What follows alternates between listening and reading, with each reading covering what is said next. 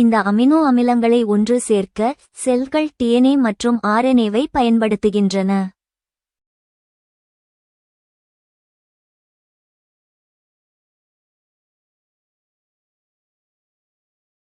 20 வெவ்வேறு வகையான அமினோ அமிலங்கள் உள்ளன. 9 அமினோ அமிலங்களை உங்கள் உடலால் உருவாக்க முடியாது, மேலும் அவை நாம் உண்ணும் உணவில் இருந்து பெறப்பட்ட அத்தியாவசிய அமினோ அமிலங்கள் என்று அழைக்கப்படுகின்றன. மீதமுள்ள அமினோ அமிலங்களை உடலால் உருவாக்க முடியும். Codon. And actually what these are groups of is each individual one of these letters is called a nucleotide. And so a group of 3 nucleotides is called a codon. And what each of these codons do is each of these codons codes for an amino acid. So AUG here codes for an amino acid. Amino acid 1, I'll just put a 1 here. With each of these codons coding for a different amino acid, what happens is all the codons put together code for a protein. Protein. Acids. All of the different proteins are made from these 20 amino acids. The variation in proteins is caused by the order of amino acids, the chain length, and by folding the chain in distinct ways. As part of a balanced diet, roughly, how much of it do you think should be protein? About 14%. Sources of protein in our diet. நாம் protein உள்ள உணவுகளை சாப்பிடும்போது அது குடலில் சென்று குடல் என்ன செய்யும் என்றால் இந்த புரோட்டீன்களை சிறு சிறு பீஸ்களாக உடைத்துவிடும். அந்த பீசஸ்க்கு பேர் தான் நம்ம அமினோ ஆசிட்னு சொல்கிறோம்.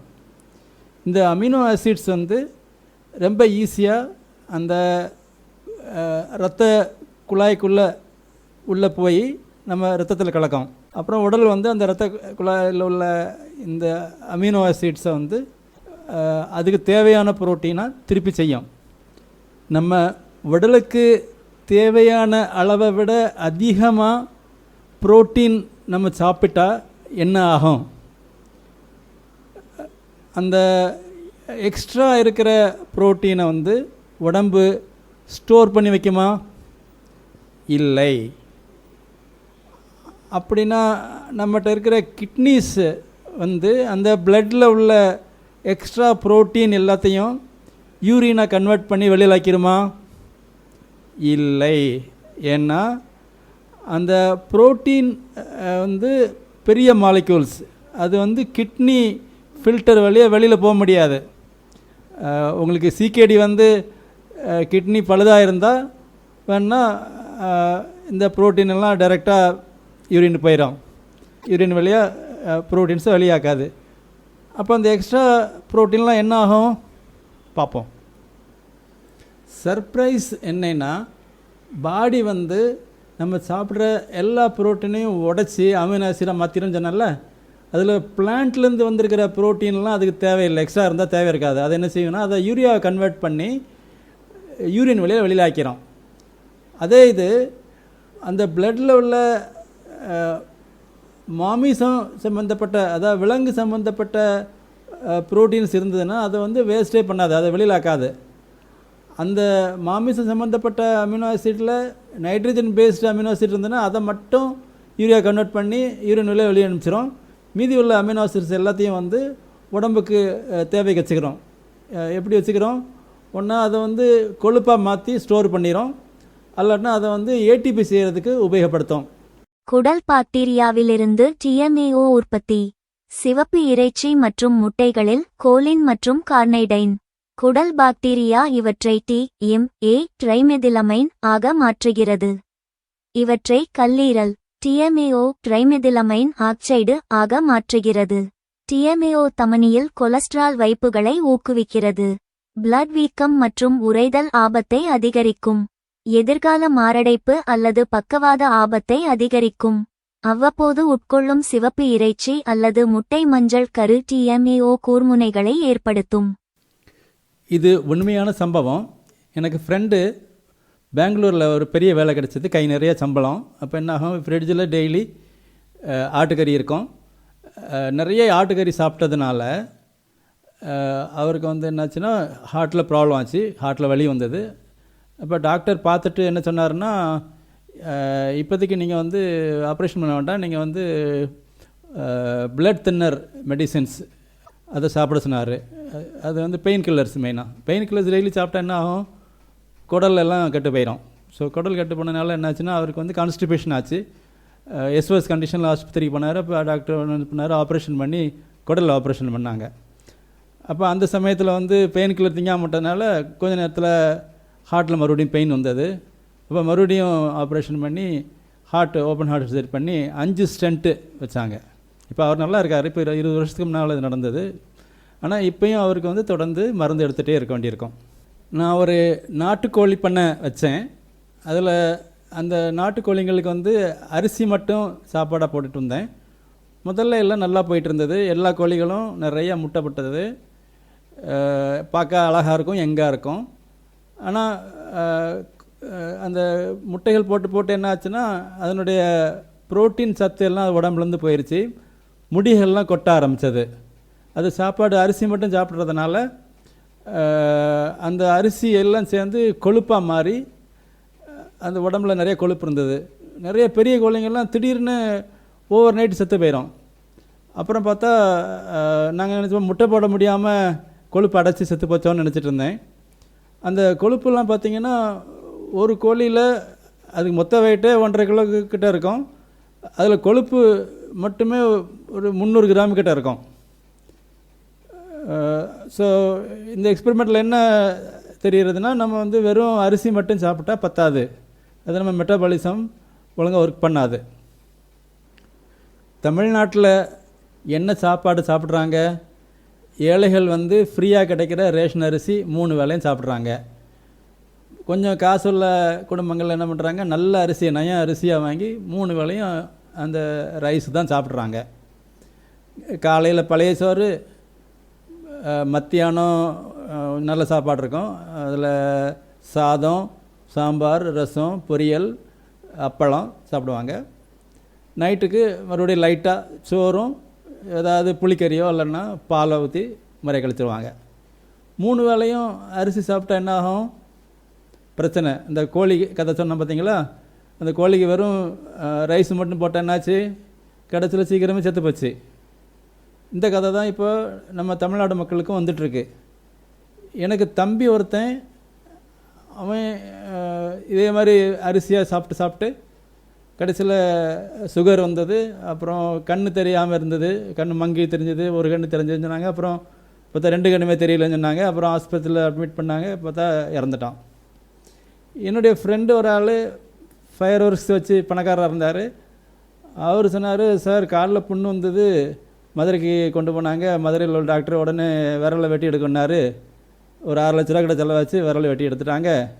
இப்போ புண்ணு இப்போ தான் ஆறிட்டுருக்கு. புண்ணு ஆறியாச்சு. இப்போ வந்து அது செயற்கை விரல் செய்கிறதுக்கு மறுபடியும் கூப்பிட்றாங்களாம்.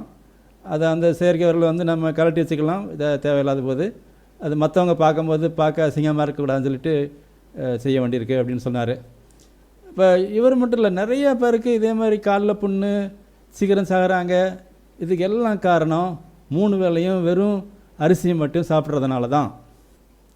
இன்னொரு அதிசயம் என்னென்னா, காட்டு வேலை செய்கிற பொம்பளைங்கள்லாம் நான் பார்த்துருக்கேன். அவங்க மத்தியான சாப்பாட்டுக்கு வெறும் சோறும் ஊறுகாவும் தான் கொண்டு வந்திருப்பாங்க. மிஞ்சி போனால் ஒரு தயிர் வச்சுருப்பாங்க அதில். ஏன்னா அந்த சோறு வந்து அவங்க செய்கிற வேலைக்கே சக்திக்கு சரியாக போயிடும்.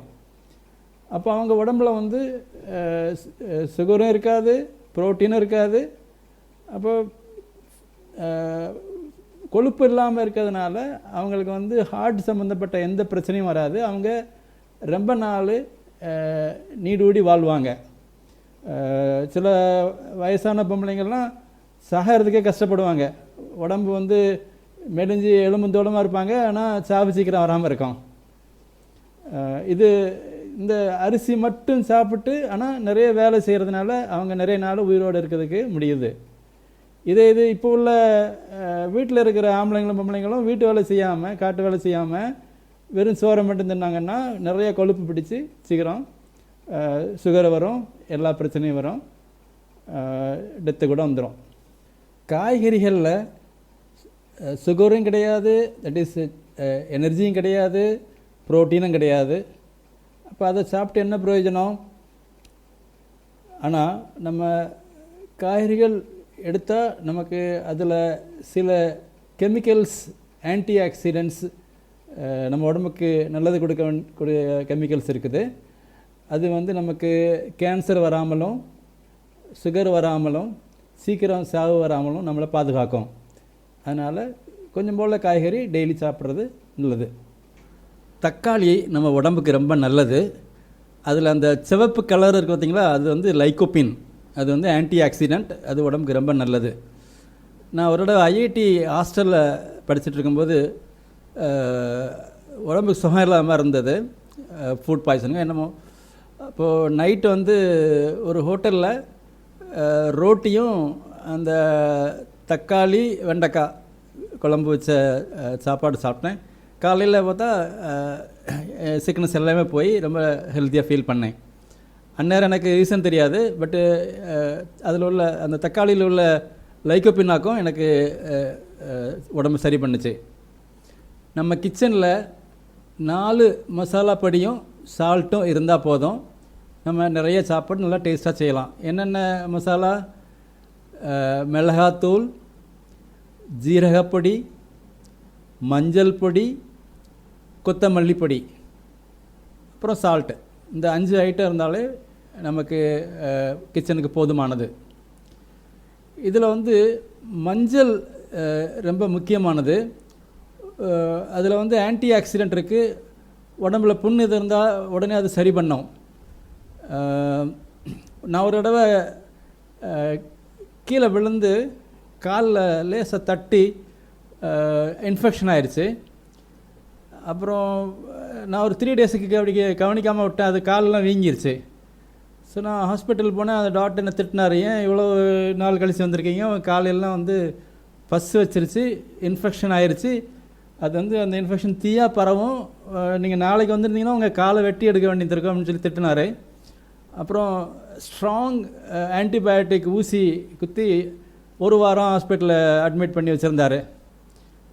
ஆனால் காலையெல்லாம் ஃபுல்லாக வீங்கி இருந்தது, கால் பாதம் அந்த கால் எல்லா போர்ஷனும் ஃபுல்லாக வீங்கி இருந்தது. டிஸ்சார்ஜ் பண்ணிவிட்டு வீட்டில் வந்திருந்தேன்.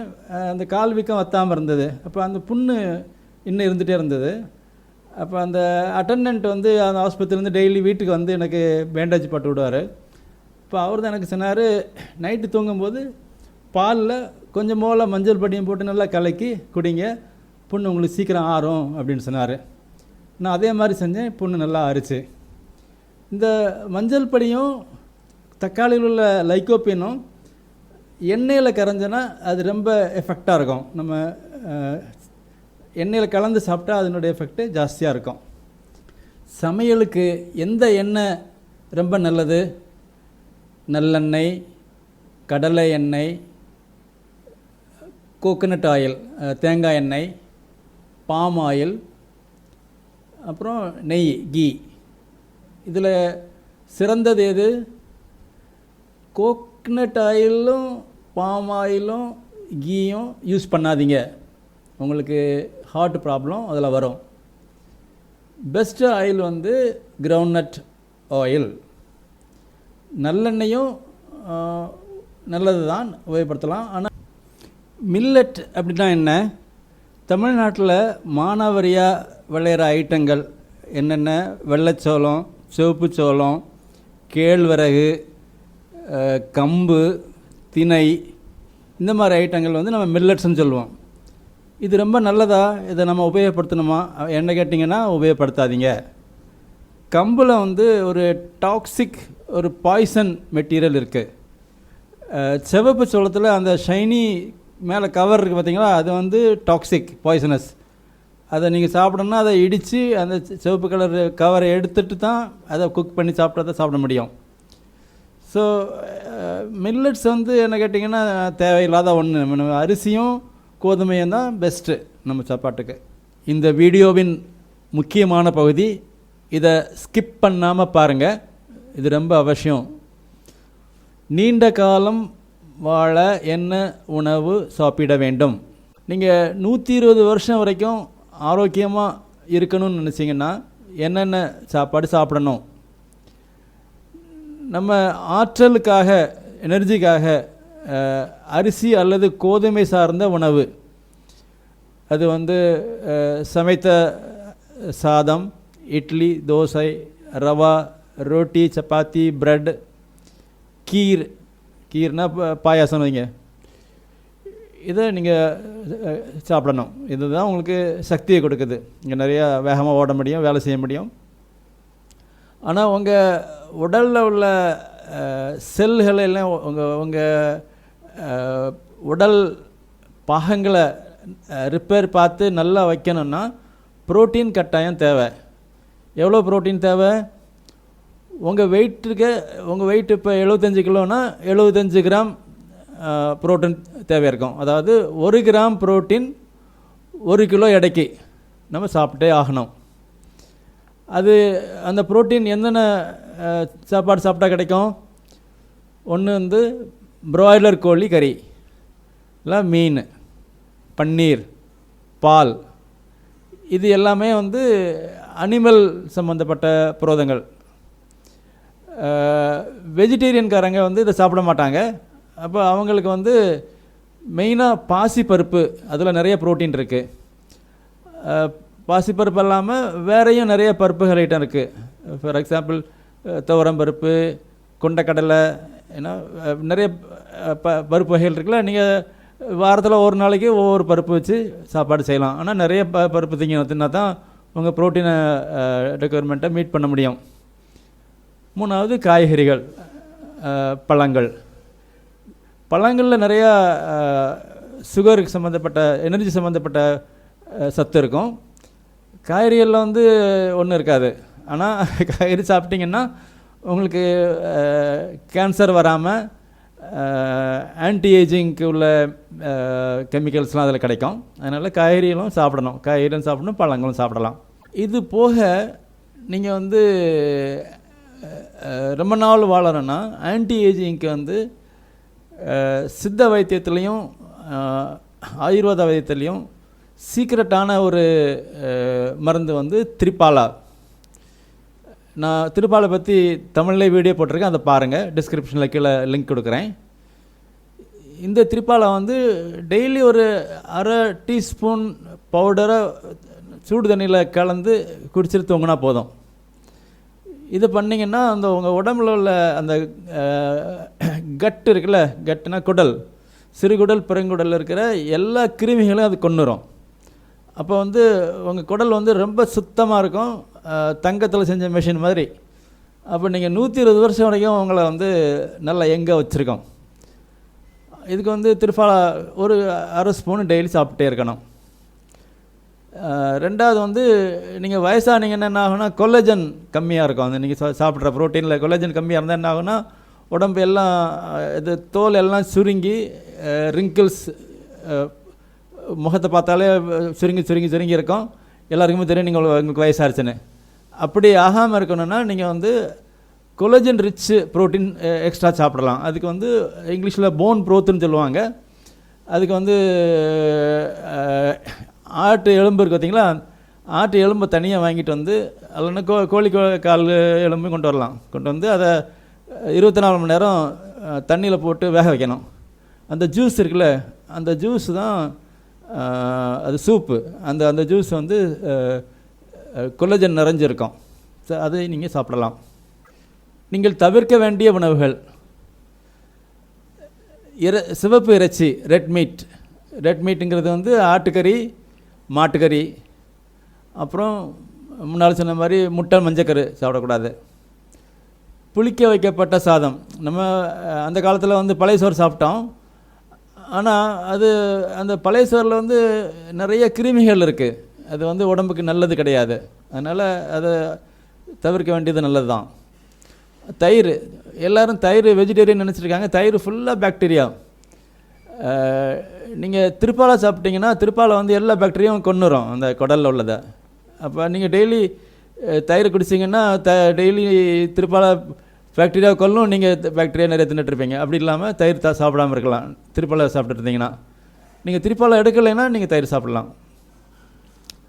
அப்புறம் உங்களுக்கு தெரியும், மதுபானம் சாப்பிடக்கூடாது, பாக்கு சாப்பிடக்கூடாது, ட்ரக்கு எடுக்கக்கூடாது, அழுகிய பழங்கள் சாப்பிடக்கூடாது. இந்த வாழைப்பழங்கள்லாம் பார்த்திங்கன்னா வீட்டில் வச்சு அந்த தோல் எல்லாம் கருப்பு கலரில் ஆயிரும்.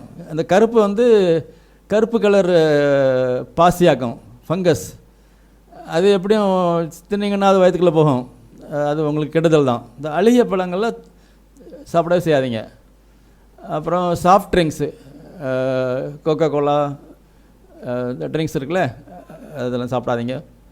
அப்புறம் நிறைய பேர் வீட்டில் ஃப்ரிட்ஜு கிடையாது. அப்போ என்ன செய்வாங்கன்னா, சாப்பாடு செஞ்சு வச்சுட்டு மத்தியானம் ஆக்கினதை வந்து நைட்டுக்கு அப்படி சாப்பிடுவாங்க. அதில் 4 மணி நேரத்துக்கு மேலே நீங்கள் வெயில் இது சூடில் வச்சுருந்தீங்கன்னா அதில் ஃபுல்லாக வந்து கிருமிகள் வந்து தொற்றிடும். அதையும் சாப்பிடக்கூடாது, அது கெட்டு பண்ண உணவாக்கலாம், அதை சாப்பிடக்கூடாது. நீங்கள் ஃப்ரிட்ஜில் வச்சு சாப்பிடணும், இல்லை புதுசாக செஞ்சு சாப்பிடணும். சீக்கிரமே சாப்பிட்ருங்க. மத்தியானம் செஞ்சிங்கன்னா மத்தியானம் சாப்பிட்ருங்க, நைட்டுக்கு தனியாக செய்யுங்க. அப்புறம் வேறு என்ன சாப்பிடக்கூடாது, ஒவ்வாமை ஏற்படுத்தும் கடல் உணவு. இது நீங்கள் அந்த கடலோர பக்கத்தில் இருக்கிறவங்க வந்து புதுசாக ஏதாவது கடல் சம்மந்தப்பட்ட மீன் ஐட்டங்களோ நண்டு ஐட்டங்களோ மற்ற ஐட்டங்களோ சாப்பிட்டிங்கன்னா சிலருக்கு ஒத்துக்காது. பாய்சனிங், ஃபுட் பாய்சனிங் ஆக சான்ஸ் இருக்குது. எதுவும் அதையும் சாப்பிடாதீங்க. உங்களுக்கு ஒரு நாளைக்கு எவ்வளவு புரோட்டீன் தேவை இருக்கும்? நான் ஏற்கனவே சொன்ன மாதிரி நீங்கள் உங்கள் எடை 75 கிலோன்னா 75 கிராம் புரோட்டீன் சாப்பிடணும். அவங்க என்ன சொல்கிறாங்கன்னா, 60 வயசுக்கு பிறகு 1 கிராம்லேருந்து 1.2 கிராம் பெர் கிலோ வெயிட்டுக்கு புரோட்டீன் சாப்பிட சொல்கிறாங்க. இது வந்து நம்ம உடலில் கொஞ்சம் கொஞ்சமாக மசில் லாஸ்ன்னு சொல்லுவாங்கல்ல, மசில் லாஸு, போன் லாஸ், இது எல்லாமே குறைக்கும். நீங்கள் நிறைய ப்ரோட்டீன் சாப்பிட்டீங்கன்னா அந்த ப்ரோட்டீன் வந்து நம்ம உடல் பாகங்களை வந்து நல்லா ரிப்பேர் பார்த்து நல்லா வச்சுருக்கோம். சின்ன வயசில் வந்து இவ்வளோ ப்ரோட்டீன் தேவையில்லை, ஆனால் வயசான சமயத்தில் நிறைய வேண்டி இருக்கும். இதில் நான் ஒரு லிஸ்ட்டு கொடுத்துருக்கேன், எந்த வயசில் என்னென்ன எவ்வளவு ப்ரோட்டீன் வேணும் அப்படின்னு சொல்லி.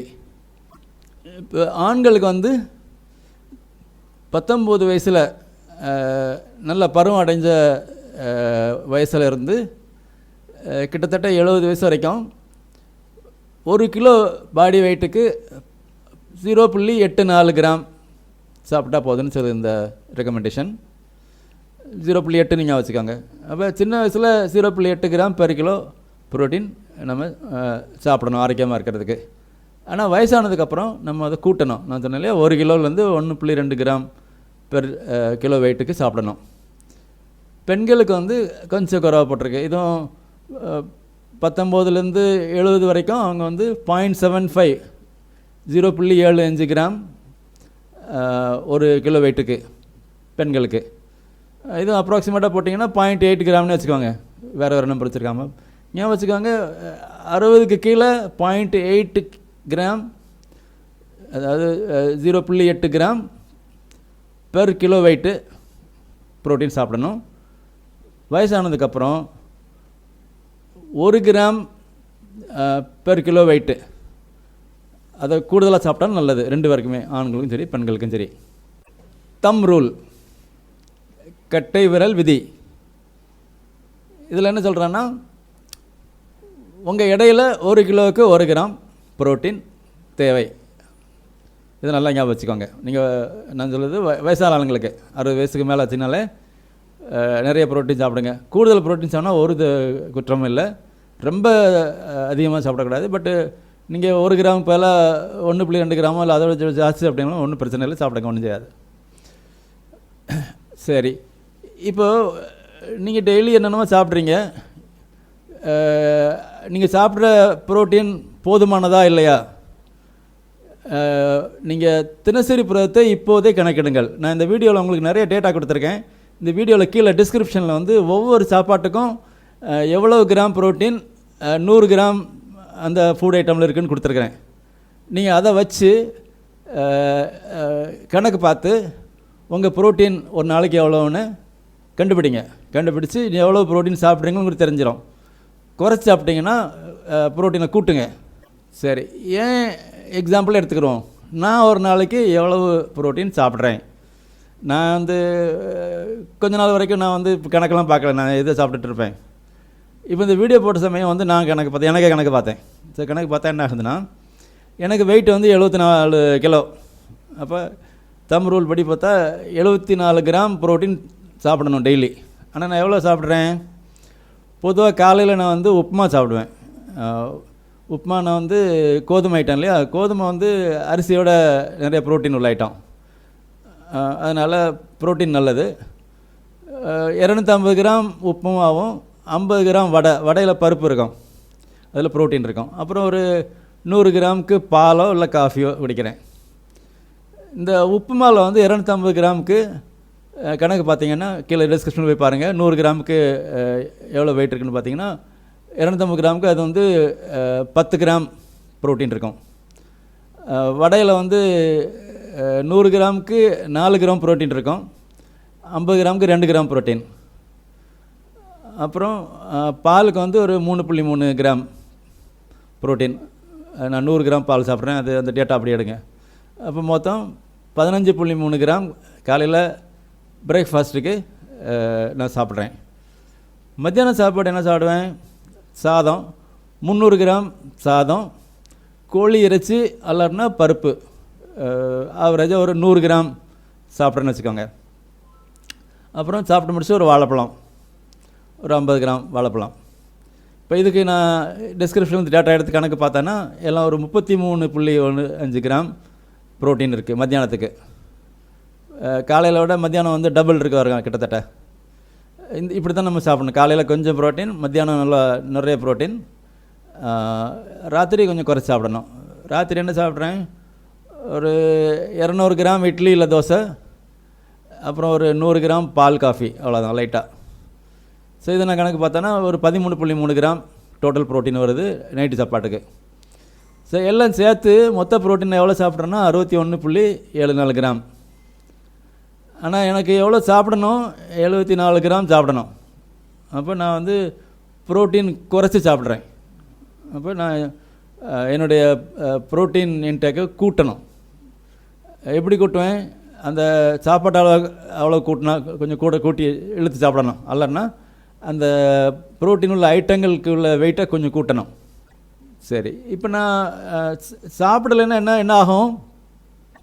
ஏன் ஆளுங்க வந்து 70 வயசுக்கு அப்புறம் சீக்கிரமாக ஏஜ் ஆயிடுவாங்க, சீக்கிரமாக வயசாகிடுவாங்க, அப்புறம் 80ல் செத்து போயிடுவாங்க. பொதுவாக வில்லேஜில் பார்த்தீங்கன்னா 83 வயசு நான் நிறைய பேர் பார்த்துருக்கேன். வயசான ஆளுங்க 83 வயசில் ஆல் அவுட் ஆயிரும். ஏன் அப்படி சீக்கிரம் சாகுறாங்க? ஏன்னா அவங்க அதே சாப்பாடு தான் சாப்பிடுவாங்க. 60 வயசில் என்ன சாப்பிட்டாங்களோ அதே தான் 70 வயசுலையும் சாப்பிடுவாங்க, 80 வயசுலையும் சாப்பிடுவாங்க, அதோட குறைச்சி தான் சாப்பிடுவாங்க. அப்போ என்ன ஆகும்? புரோட்டீன் இன்டேக் வந்து கம்மியாக இருக்கும். இப்போ நான் என் கதையை சொன்னேன், நான் 60 கிராம் புரோட்டீன் தான் இப்போ தின்னுட்டுருக்கிறேன். ஆனால் எனக்கு 74 கிராம் திங்கணும் இன்றைக்கே. ஆனால் நான் இப்படியே 60 கிராமே தின்னுட்டே இருந்தேன், என்ன ஆகும்? உடம்பு பார்ட்ஸ் எல்லாம் வந்து தேஞ்சிட்டே போயிட்டுருக்கோம். அது அந்த செல்லெல்லாம் ரிப்பேர் ஆகாமல் தேஞ்சு போயிட்டே இருக்கும். ஏதாவது பிரச்சனை ஒன்று மாதிரி பிரச்சனை வரும். 83 வயசில் ஆல் அவுட் ஆயிரும். இப்போ தெரிஞ்சதை சிகரெட்டு நான் சாக இருக்கணும்னா அப்போ நான் என்ன செய்யணும்? ஃபஸ்ட்டு ஒழுங்காக புரோட்டீனை நிறைய கூட்டி சாப்பிடணும். அப்போ நம்ம 120 வருஷம் வரைக்கும் உயிர் வாழலாம். நம்ம இப்போ பார்த்தோம் நல்லா புரோட்டீன் சாப்பிட்டு எப்படி உடம்பை 120 வருஷம் வரைக்கும் நல்லா வச்சுருக்கலான்னு. இதில் ஒரு பிரச்சனை என்ன ஆகும்னா, நம்ம 85 வயசுக்கு மேலே நம்மளுடைய மூளை ஒழுங்காக வேலை செய்யாது. ஞாபக மறதி நிறைய வரும். நிறைய பேரை நீங்கள் பார்த்துருப்பீங்க. சில சமயம் அவங்க வீட்டில் உள்ள ஆளுங்களே அவங்களுக்கு தெரியாமல் போயிடும், அப்படிலாம் ஆயிரும். ஸோ நம்ம உடம்பை நல்லா வச்சுருந்து மூளை ஒழுங்காக இல்லாமல் இருந்து என்ன பிரயோஜனம்? பொட்டேட்டோ மாதிரி இருப்பாங்க. ஸோ இது என்ன செய்யணும்? எப்படி இதை சரி பண்ணலாம்? இதுக்கு ஒரு நல்ல வைத்தியம் வந்து ஹெச்பிஓடி அப்படின்னு சொல்லுவாங்க, ஹைப்பர் பாரிக் ஆக்சிஜன் தெரப்பி. இந்த மெஷின், இது ஒரு மெஷின். இந்த மெஷினில் வந்து ஒரு நாளைக்கு 1 மணி நேரம் நீங்கள் சும்மா படுத்திருந்தால் போதும். ஒரு 60 நாள் தொடர்ந்து படுத்திருந்தீங்கன்னா உங்கள் உடம்புல உள்ள எல்லா பிரச்சனையும் தீந்துடும், இந்த ஞாபக மறதியும் தீரும்.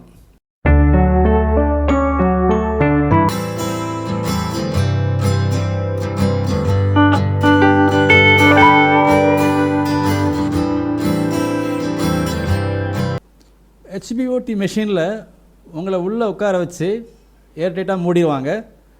ஏர் ப்ரெஷர் வந்து கூட்டுவாங்க. நார்மல் அட்மாஸ்பியரிக் ப்ரெஷரை விட 1.3 மடங்குலேருந்து 2.5 மடங்கு வரைக்கும் கூட்டுவாங்க, ப்ரெஷரை கூட்டுவாங்க. அப்புறம் வந்து அதில் பியூர் ஆக்சிஜன் 100% ஆக்சிஜனும் அந்த சேம்பரில் போட்டுவிடுவாங்க. அப்போ என்ன ஆகும்னா உங்கள் இரத்த குழாய்கள்லாம் வந்து இந்த 100% ஆக்சிஜனை வந்து ஃபுல்லாக உள்ளே இழுத்து எல்லா செல்லுகளுக்கும் ஆக்சிஜன் தரவாக கொடுக்கும். அப்படி கொடுக்கும்போது என்னன்னா அந்த நம்ம எலும்புக்குள்ள போன் மேரோன்னு சொல்லுவாங்க.